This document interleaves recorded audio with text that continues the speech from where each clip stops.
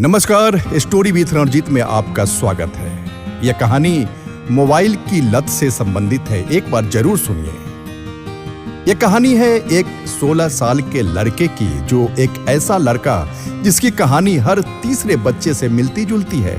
वो हर दिन 9 बजे स्कूल जाता, फिर दोपहर 2 से 3 बजे घर वापस आता, लेकिन घर आते ही किसी भी चीज का ठिकाना नहीं रहता।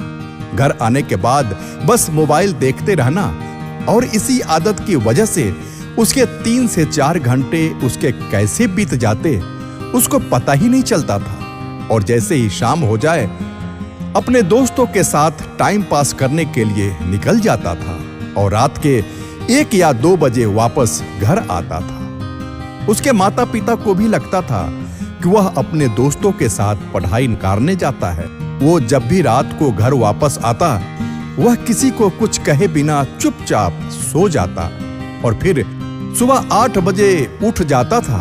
ये थी उस लड़के की दिनचर्या। एक दिन वो शाम को अपने दोस्तों के साथ टाइम पास करने जा रहा था। तभी उसके माता पिता दोनों कुछ बात कर रहे थे। तभी वह उनकी बातें चुपके सुनने लगा था और उसके माता पिता उसके भविष्य के बारे में चर्चा कर रहे थे। वे दोनों कह रहे थे, देखना, हमारा बेटा बड़ा होकर IAS या IPS ही बनेगा, या उसकी जो मर्जी होगी हम उसे वह बना देंगे, और हमारा बेटा जिंदगी में कुछ बड़ा जरूर करेंगे और अपना नाम रोशन कर देगा।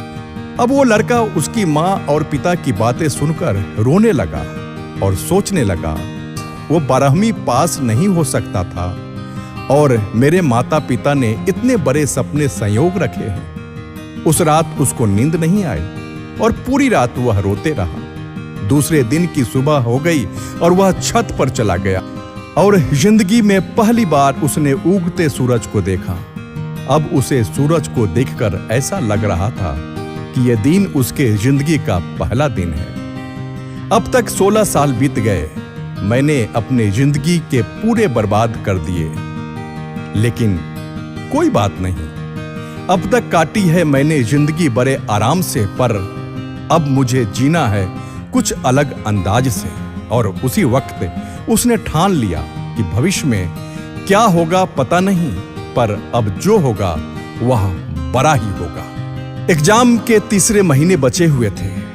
तभी उसके अंदर से एक आवाज आ रही थी कि अब मुझे पढ़ना है, मुझे अपने माँ और पिता के लिए पढ़ना है और जिंदगी में कुछ करना है, कुछ बड़ा बनना है, और ऐसे ही काम नहीं चल सकता है। अब उस दिन से वह दिन के 8-10 घंटे पढ़ाई करने लगा और उसके दिमाग में सिर्फ एक ही गोल था, और सिर्फ उसे पढ़ना है।